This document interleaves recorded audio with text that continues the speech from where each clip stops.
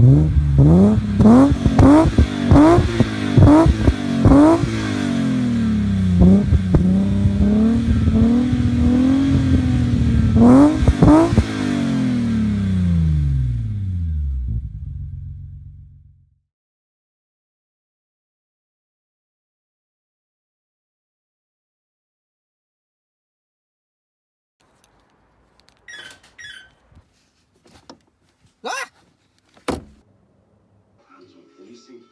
still got 18 addresses left on the list. Due to gathering evidence comes to me, I have a surfeit on the rest of them. Did you see his reaction when I mentioned the missing button? Got a bit defensive, didn't he? Change the subject like I touched a nerve. Or maybe he was just confused by how obsessed you were.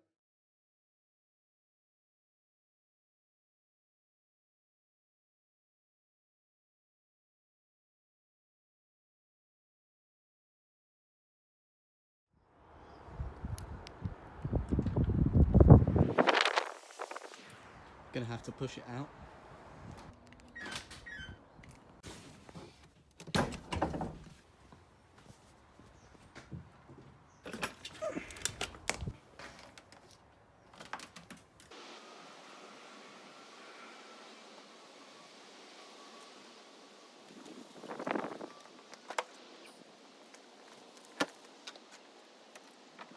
Here we are, clutch fluid. Well, it's a bit mopped up, it hasn't ruined the paint, luckily. Brake cleaner. I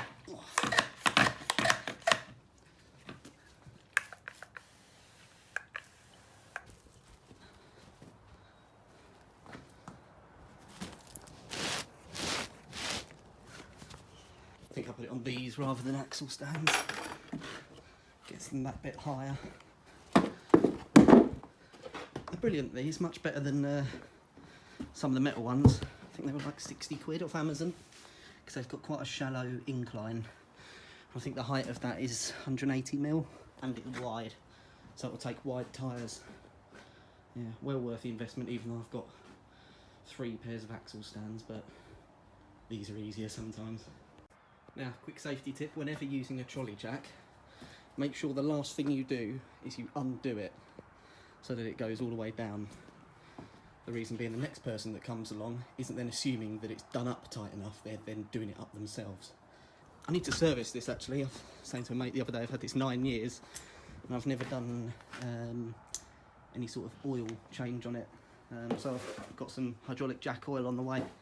I'll hopefully do that and grease it all up. I made this a few years ago, which I use for jacking up under cars when I'm jacking on like a subframe or you know, anything that isn't really suitable. Well, not that it's not suitable, but anything I want a bit of protection on, I use this.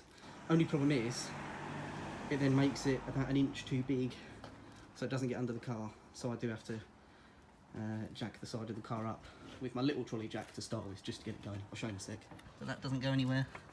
So I then use that to jack on the front subframe, or the rear subframe on this car. That one, Mercedes actually put a jacking point on the front subframe, which is brilliant, but jacking the back, I do it on the diff. So this is my little 2-ton trolley jack. I've had it even longer than the other one, probably about 10 or 11 years. Again, I'll do a fluid change on this at some point, but so you can usually just jack up on here, and what I try to do, you've got to be careful on these E34s, but as far as I'm aware, these seals are all in good condition. A lot of people tend to jack on that, but don't. Just put it just inside of that, on the actual point itself. And again, what I do, bit of protection, just get an old newspaper,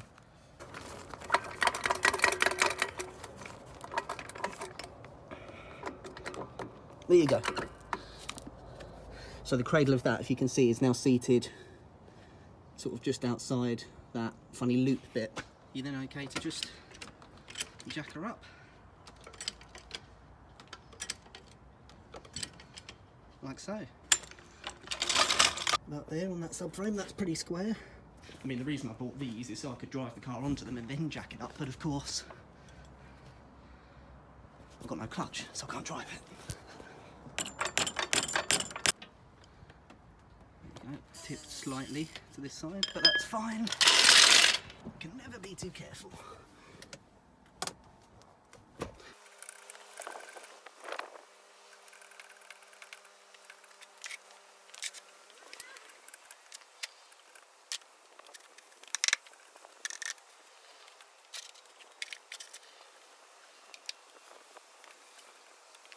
you can see just there, I think that is leaking clutch fluid. I can't see anything, you know, this side of the gearbox. So what I'll do is I'll remove this under tray, because I think what's happening is it's coming out sort of the seal, the bottom of the bell housing, potentially. Can't quite see, but it's a little bit damp around there. Just looking at the actual slave cylinder itself, this is the tubing for it to supply fluid to the slave cylinder. That's not wet, which makes me think that what has happened, you just see the slave cylinder there. Can you see it? Zoom in. Not really. That's the lower attachment bolt there, so it's this tube here. But I think what's happened is the seal's burst, obviously, well, inside the bell housing, because that's the only place fluid can come out, and it's dripping down to the bottom of the bell housing and out the bottom. But again, this is all just theory at the moment. So I'll get that rear under tray off. Got the trolley jack out of the way. I like to keep it under there just as a safety, but I'm sure it'll be okay. Got my lead lamp, of course. Now, to get that rear under tray off, it's connected to the front one just there, so I'm pretty sure they're all little 10 mils. And of course, here in Britain, any respectable amateur driveway mechanic has a Halford's advanced socket set. It's kind of like an unwritten law. So here we are. Right, so I've removed 4 of the bolts that hold on this under tray. There's one in each corner, and then BMW handily put a centre one here, which I find really handy, because usually when I'm removing under trays I'm trying to hold one corner so it don't fall on my face and all that, so it's quite handy. Oh, that's the new stainless bolt I put in. I remember doing that. But you can clearly see, hang on, where that's been leaking, and then there's a little sort of hole there. Don't know what those holes are for. Maybe to drain leaking fluid. Here we are. Fluid! There we are. It's got to be the cause. It's got to be a burst. Thingamajig, slave cylinder. I think what I'm going to do first is remove this fluid line, then let it drain, and then I'll undo the slave cylinder. I've also got a brake bleeding kit, one of those vacuum pump ones, so I'll suck whatever's in the master cylinder out, just so there's minimal draining. Different shape box. Ah, no, that is it. Wait. Start pumping. See if this works. Oh yes, nicely done.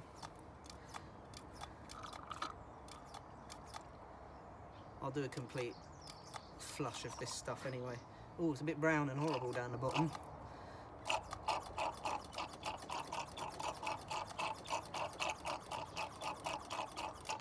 And I'll tell you what, it's a bit sludgy. So I wonder if that's the reason why the seals went, because sludge had just built up over the years and got sucked in. Not sure if you can see all the rubbish in there. Look at that. Look at that. So I assume it's, I don't know when it last had a clutch fluid change, but that could be the factor. Now you should always dispose of old fluids in a correct manner rather than chucking them down the drain. I've got this.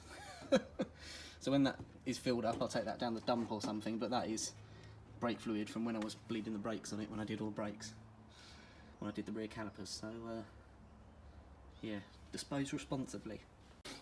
You'll see in there, look at that nastiness. I don't know if there is a recommended interval for these. I suppose it should be done at similar time as brakes, to be honest, as it's the same stuff. Makes sense, it's the same sort of procedure. Thought it worth showing you these quickly. If you have not got a set of these and you're doing stuff with brake lines, flexi hoses, bleed nipples, get some, because they are ace. They're not expensive, and they just make dealing with that sort of thing so much easier. I've just noticed something a bit weird under here. If you look at the slave cylinder, the bleed nipple's facing down, which is a bit bizarre, because you would have thought that gravity would dictate the fluid sits at the bottom and any air would sit at the top. 12mm brake nut spanner on the back. This one here, the other side of the line there, is a 17mm. However, the ears on the brake nut spanners are too big, so I've just used a standard 17 to crack it off. What I'll then do is, so that's cracked off now, I'll undo the 13 mils each side, pull the whole assembly down on that flexi hose, and then undo that where I've got a bit more space to do it. I've got the top nut off, which was a bit of a pain to get to because it's right up there, but I'll just do this bottom one now. So I've just got a 13 mil deep socket on an extension.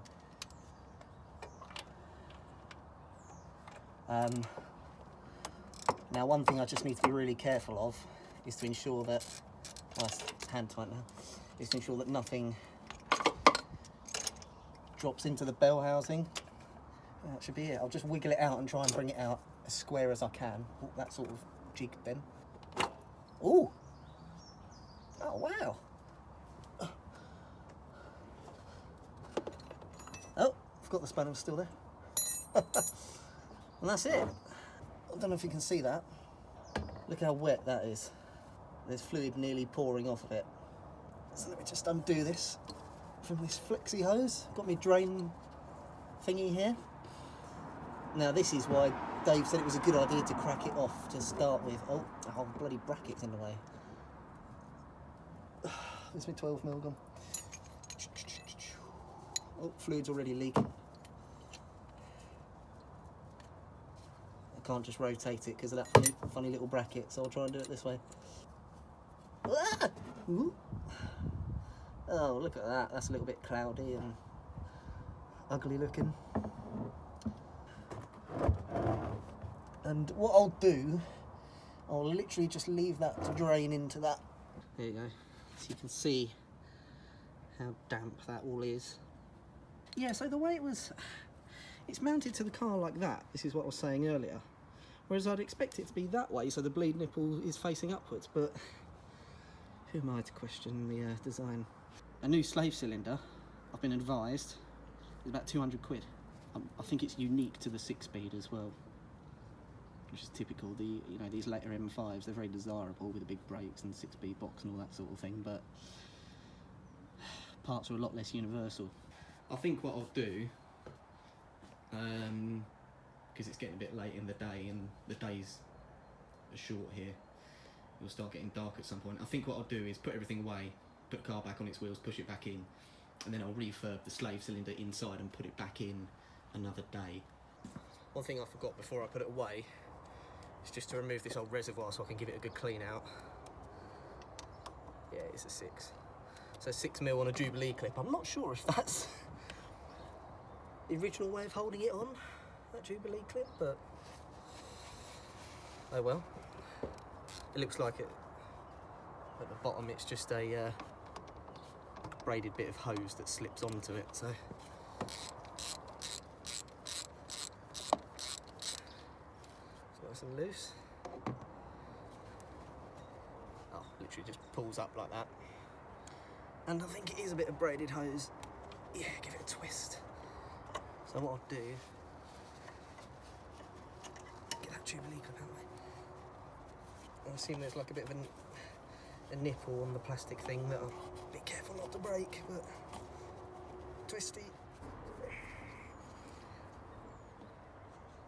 Oh. I don't think it went anywhere because there's nothing to go anywhere. Yeah, I didn't want to move that side to side in case I broke that off. I'm not sure that's even original, that bit of tubing. Weird bit of braided tubing, but it's sort of, that don't look OEM to me. That would probably explain why there's literally just a Jubilee clip clamped around here, like that. It might be right, it might not, I don't know, but that looks a bit odd to me. There we are, I'll pop that in my box of bits to fix.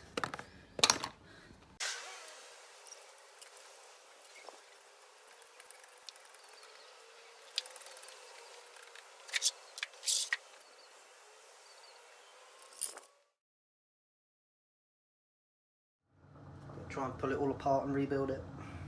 You can see how it's just so damp on that end where fluid was leaking out. Apologies if there's a rumble, by the way, the boiler's in here, so it's boiling away. I suppose the first thing to do, actually, drain the fluid, disconnect the bleed nipple and the feed line. I'll go get some spanners. Feed line is a 12. got me special spanner for that. I haven't got a special spanner, brake line spanner that will fit this bleed nipple because it's a 7. I've got a 6 and an 8, but not a 7. But because it's, you know, there's nothing going to it, you can get a 7mm. You see that? Yeah, you can get a 7mm over the top like that. Get some penetrating fluid. Boiler's finally gone off. I've used a bit of WD-40 just in the connections.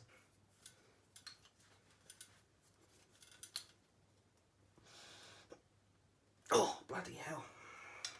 That is stiff. Probably been there for 26 years. Really does not want to go. Bleed nipple was pretty easy to get off. Just crack that off. There you go. Really good condition. Just pop the little cover thing back on. Deal with that in a bit. Alright, this is proving really tricky to get this one undone, so I've employed the use of mole grips. So I've put them there, and then I'm going to set this up so that the 12mm about there. So when I sort of pull them together, that will turn anti-clockwise, theoretically. I'll probably need a bit more movement than this actually. But oh Jesus, I think that went a tiny bit. Maybe. Yeah, it doesn't look like it was stripping it.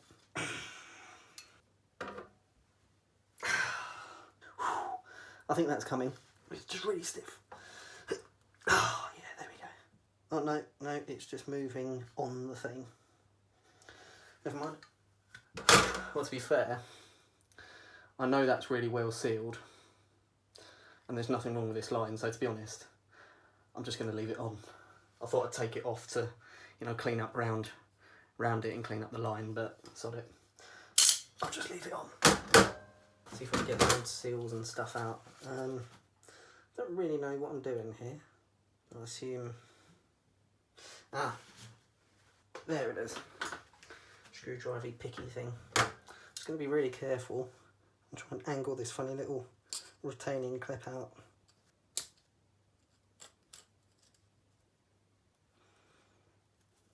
Like a funny little aluminium. There we go. Oh bloody hell, that's full of...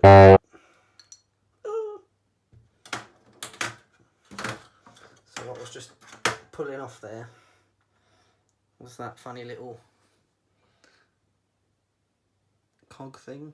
It looks like a cog, it's obviously not. I don't know if you can see, but this is full of rubbish, old fluid. There we go. God, yeah, that is a little bit gunky in there. Oh my god, wow. Very, very gunky. Yeah, that's what's made the seal go, because it's full of crap, basically. That's really terrible.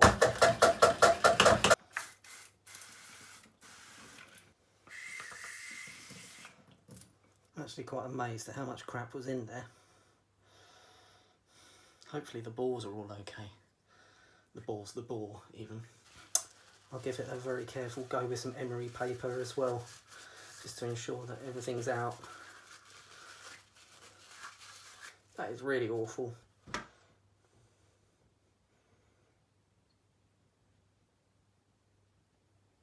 I thought I'd pulled the piston out, but I hadn't. That's literally just the dust cover and the shaft. So that isn't, you know, the piston's still in there. So the other side hopefully will be cleaner. Just pulled the shaft out of the end. It's got this little boot that sits on it. Obviously you saw that was full of fluid and crap. Piston's still in there, so all the crap that was in there, that I assume had gone back through this way, not from the other side. All the crap that's in there, most of it's come out now. Got to find a way of getting that piston out. I think what I'll do is use air pressure. So what I think I'll do here is I'll put the bleed nipple back in, create a seal there, take that off. I'll do that tight, I'll just nip it up. And then what I'll do, this is how I got my brake pistons out and calipers. So I'll use my bike pump here, just a normal, one of those type pumps. So I'll hold it on here and I suppose see what happens. I'll aim it away from me so it doesn't knock me out.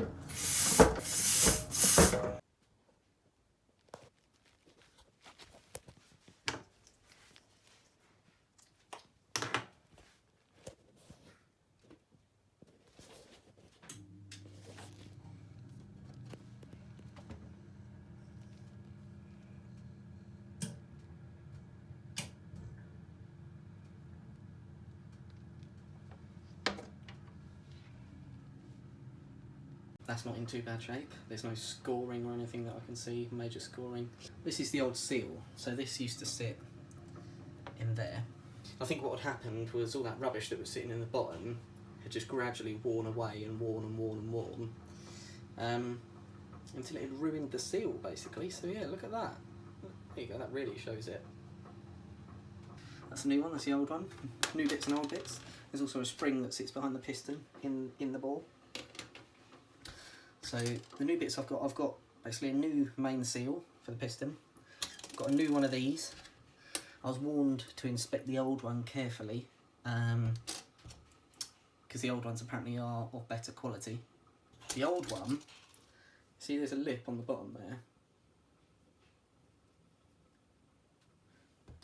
The old one, that's more pronounced than the new one. The new one's hardly got anything on that inner edge. See, that's basically a flat bit of metal. But the inner edge of that one, if it'll focus, the inner edge of that one has, you see there's more of a lip. So I might use the old one, I'll clean it up, make sure it's all good nick. Got a new one of these, and I thought this was a new one of those, but it's not, it looks like a new bleed nipple.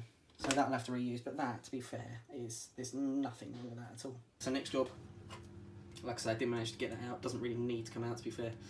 Would be handy I suppose, but next job's just to clean all this. I've cleaned it a bit so far, you can see it's a bit better. I've also devised a special method of cleaning out the pipe work. It's really quite technical this. What you need to do, look down it closely and then go. Delicious. It's got some 1200 wet and dry. I left this to soak overnight. There's still a bit of stuff in there, so I thought it best to go over it with some of this now. When clearing out these, you should always rotate any kind of sandpaper or anything across where the seal sits. Sorry, along where the seal sits rather than across it.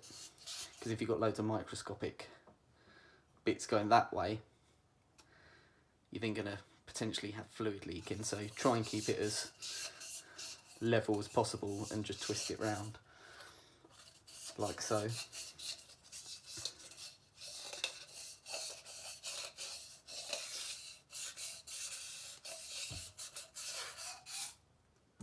Oh, even more black gunk came out there. It was clean when I cleaned it out a second ago. So there's obviously more rubbish coming out. Oh yeah, that's much better. Yeah, that is a lot smoother. That's good. I'll keep going. It feels so smooth, so much better. There's no rubbish in there now. Oh, there is a very slight problem in that there's a tiny bit of pitting at the bottom. I think where all that crud was sitting. And I've tried to flat it, smooth it off as much as I can without, being detrimental to the size of the bore. So I've just gone really gently, and it does feel a lot smoother. It's only in one particular area. So I'm going to continue with replacing the seals, and if it continues to leak afterwards because of that very small amount of pitting, you can just about feel it. If it continues to leak, then I can replace the whole unit, I think. For the cost of a resealing kit and doing the job again, it's comparative to the cost of a new master cylinder. It's worth giving a go, I think. So I wonder if we could get away with it, bearing in mind, let's say I flatted it off, and the new seal that goes around this piston here is thicker thicker than the old one, so the piston still, if you put it in, it slowly drops to the bottom. Oh, there we go. There's no side to side movement if I try and move that at all. It just goes in there really well. I can't feel any play. See?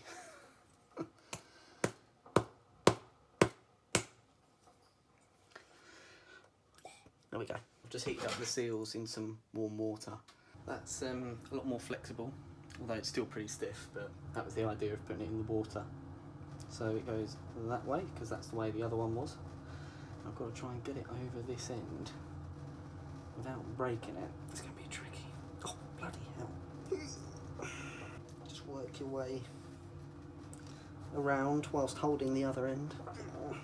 Sorry, you probably can't see this. There we go.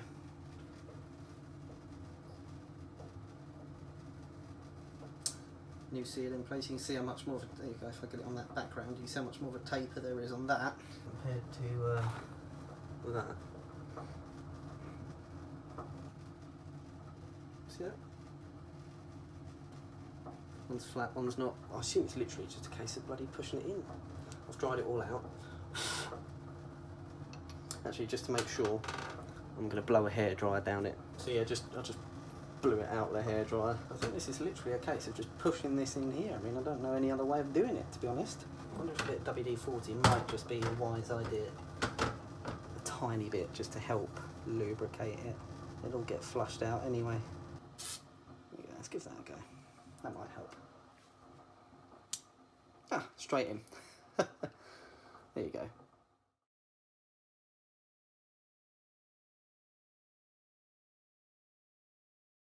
Just cleaned up the shaft with a bit of emery paper as well. It's really very, very smooth. Just got that out of the water as well, that's been cooling. Pop that in there. Oh, there you go, that's a good fit. Not sure how far up or down to put it. I'll put it about in the middle. And then I think the natural use of the clutch will pull it into roughly the right position. There you go. So now, this obviously goes in there. I was told by Dave maybe to reuse the old retaining clip, which I think I will. I've given it a clean because it's got a more pronounced sort of inner lip, so I think it would hold you know, the rubber in a bit tighter to give it a better seal. I've got some Mercedes wheel bearing grease that I bought when I did the bearings on my Mercedes, funnily enough. I'm going to use a tiny bit of this just to put on the end of that so that it you know, it's not metal on metal. There you go. I think literally that much will do, just to keep things nice and smooth. And then I assume I'll just pop that on there, and this goes over there and retains that boot, sits in that recess, so I'm not sure how I'm going to get that in. I assume I'll just push it. Oh, that sounded good. I suppose one way to do it would be to get a deep socket and just hammer it in square. I don't want to force it too much, so I'll just be a little bit gentle. Actually, I might use a very small screwdriver. It's just on the wall. Make sure I'm not bending the... My really little screwdriver seems to have got them, but this one might be okay. There you go. It's a bit of a bugger to get that in. Ah, there we go. Lovely. Like so. And you should then end up with a nicely retained bit of dust cover, I suppose it is, dust boot. Lovely, there you go. So yeah, just went round and gradually prised it down, like so, just like that. Looks about right to me. New bleed nipple cover. I think that's it really. That's a refurbished slave cylinder. But I will, I think, just rub down this line and paint it, give it a quick spray. Or actually, to be fair, I might just give it a bit of a coat of black hammerite. So there you go. Other bits in the clutch system I'm just going to clean up. This little bracket. So basically it's just a little bracket that is secured like that and also holds the line in the right place. So I'll give that a quick brush up, and Again, maybe paint that with some black hammerite or something. This is just a little retainer clip, that's in fairly good nick. I'll just give that a layer as well, just to keep it tidy, preserve it. And then there is the reservoir that just needs cleaning out. The little gauze thing that goes in the top there. There's not much to the cap really. What does it say on the top? That's interesting. I assume I can use just normal .4 brake fluid in this. What does it say? Anyone speak German? SAE. Oh yeah. Use only brake and SAE fluid. Sorted. I've got a tub of that, so that's good. So I'll get on with the cleaning of this. Cleaning up of brake line and bracketry. Just got a Dremel with a little wire brush attachment on it. It's variable speed.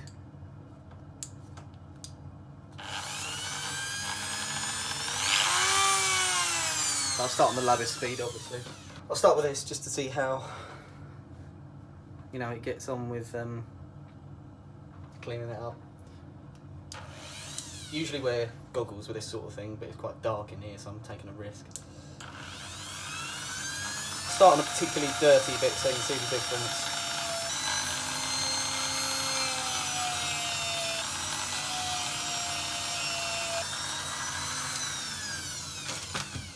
There you go. Cleaned up fairly well. Onwards. Both of those are cleaned up quite well now. I'm just going to go over them with a little bit of zinc primer, well, rust inhibiting primer. And then got a little tub of black hammerite that's just warming up on the radiator because it's been in the freezing cold garage.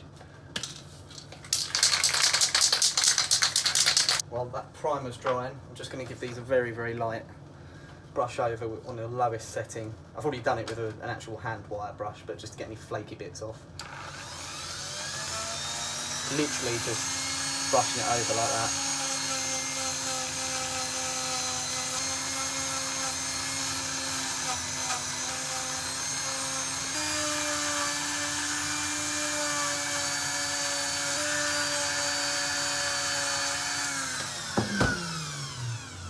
That's much, much better now. Much smoother, all the flaky bits have come off. It might be difficult to prime this, so I'll probably just go over it with hammerite, to be honest. Yeah, hammerite is supposed to be sort of like a straight to metal type of thing anyway.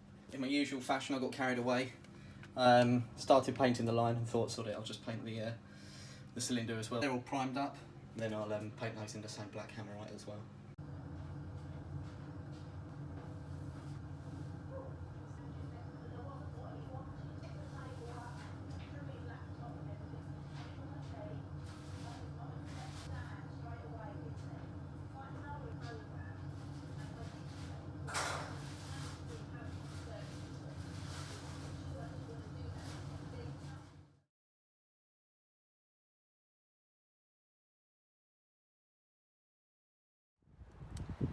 Here we are, a couple of weeks later.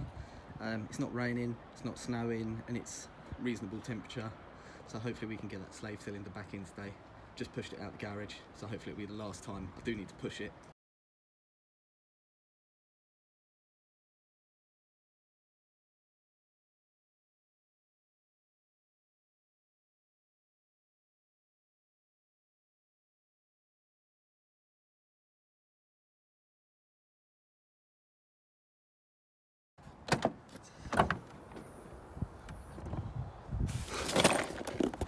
There we are. One other thing, always keep old carpet and offcuts. It's good for keeping your drive clean, keeping you clean, for not scuffing up all your elbows and knees. And also it's good for if you drop a screw or a socket or something, that it doesn't bounce and land 5 miles away from the car. Small things make your life so much easier. I've got my box of bits here. I think what I'm going to do first of all is I'll put the reservoir on, but I'll leave the slave disconnected, fill it with fluid and then pump it a few times just to flush it through. I'll pop this on first. What you need,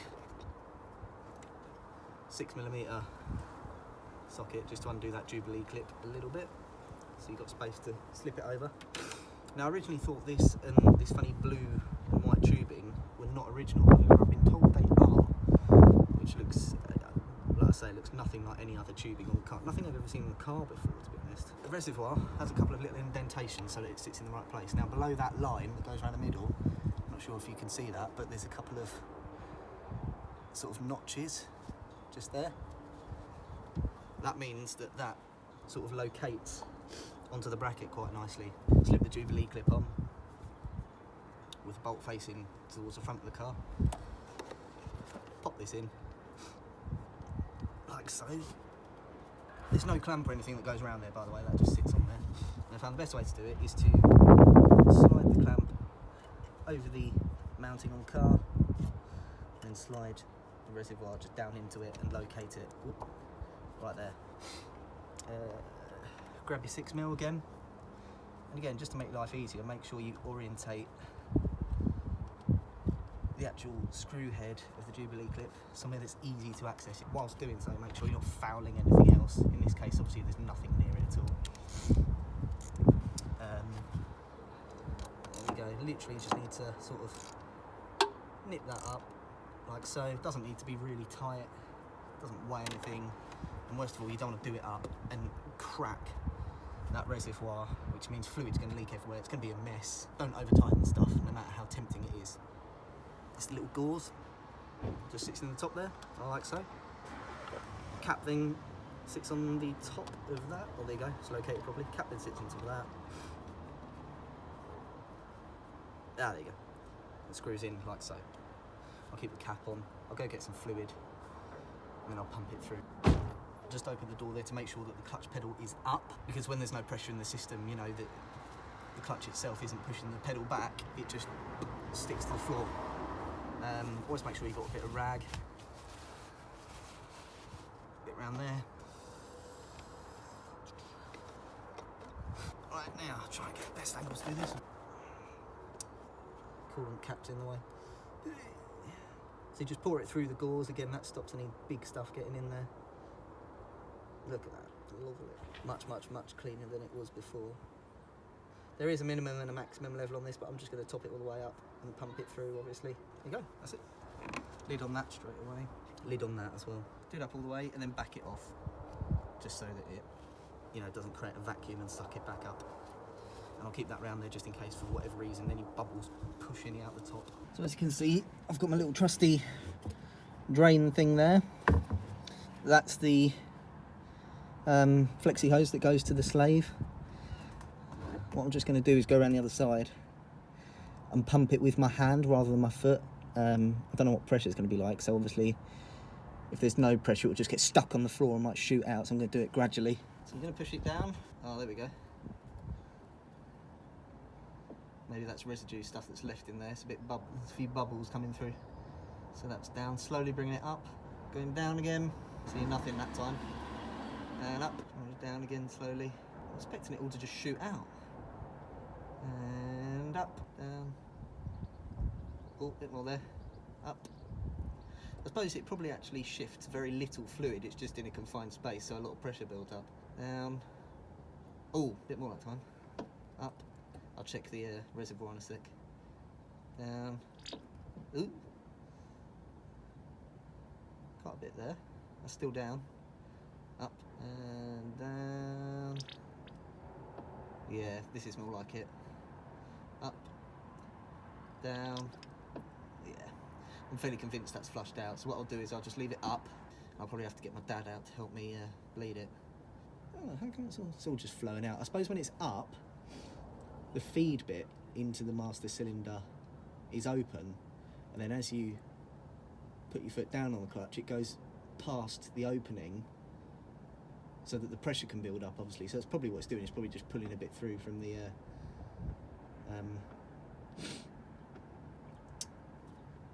reservoir. So right, no, that's good. I'll get out of here and put the slave on. As with removal, I've got my special brake nut spanners. Then I've got to get the two 13mm mounting bolts on. They go there and there. 13mm deep socket because they go over a stud, so it protrudes out the other side. These two little mounting bits as well are integral to getting this in the right place and holding it steady, as well as the flexi, holding the end of the flexi steady. So the way it goes this little sort of spring plate, I've given it a little bit of a squish. This, you know, so it's got its flexiness, sorry, its springiness back. That sits over there, like so, on the little washer. This is then slightly unusual in that it hooks around that mounting point there, hence it's got that flat bit on it there, so it hooks around that mounting point and then goes through there, like so. So I've just got to bend these slightly to get them in the orientation it was to get to there. I think I might have bent them slightly just so I could paint in these tiny little gaps, but I'll bend them back so it all fits. I was wondering if I could film this sort of looking up, but it's a bad angle, sorry, this is all you're going to have to put up with. So that goes like so, on the hole, like this. I think what I did before was I just sort of rotated this around until it was roughly in the right place, but what I can do is actually use my finger there on it this time. I might have to swap hands, my right hand's a bit better at this sort of thing. It's actually quite fiddly. You almost need about 3 hands. I think that worked. Yeah, I think that's working now. It's so awkward. This is when I wish I had a ramp, these sorts of jobs. There we go. Perfect. There's a little bit of seepage of fluid. Give a bit of a wipe. I think if I get my 12 brake spanner and then my 17 normal spanner, I'll be able to sort of do this up roughly. Now I'm not sure if I should tighten this up like this or if I should do it when it's in position, because I suppose it might need to rotate. Get it in position on the bell housing, then do it up. Thought it worth just doing a quick angle in here so you can see where it sits. That's obviously the end of the clutch fork where it engages there. I'll give it a quick wipe.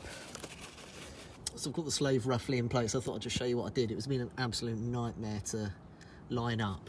Let me just focus that, there you go. Line up and get it in and get the bolts on. So, because you're always working against the spring in the cylinder. And the space is so tight when you're under here. So what I did, just to show you, is I haven't connected that little bracket yet, but what I did was I put it in and then at an angle, so with the sort of cylinder down like that, I put that first bolt on. Using that as an anchor point, I then levered it up, you know, so it's level in position and got the bolt on at the top. So what I'm going to do is just nip that bolt on at the top. Once that's fairly tight, I'll then undo this bottom one, put this bracket here, you know, back up there in place, and then put the bolt back on. So yeah, bit of a pain. And then I'll get it all bled. There you go, so that's both bolts nipped up and that little bracket correctly placed as well. I think the tightening torque is 22 Newton meters. Can't remember what that is in foot-pounds, but anyway, my torque wrench starts at 14 Newton meters, so I've just done them to reasonably tight, you know, amount that I think is suitable. So I've also just bent the fluid line slightly so it's not fouling on the transmission tunnel or anything else. So hopefully that should be all okay. I'm going to enlist the assistance of my old man just to bleed that clutch as well.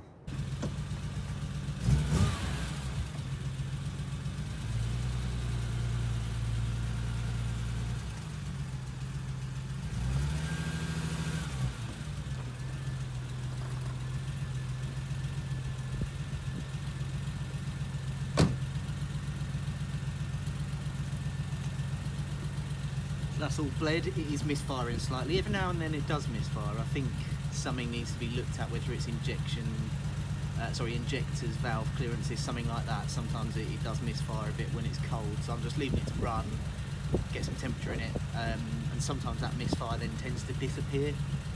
So, but yeah, it seems to be good.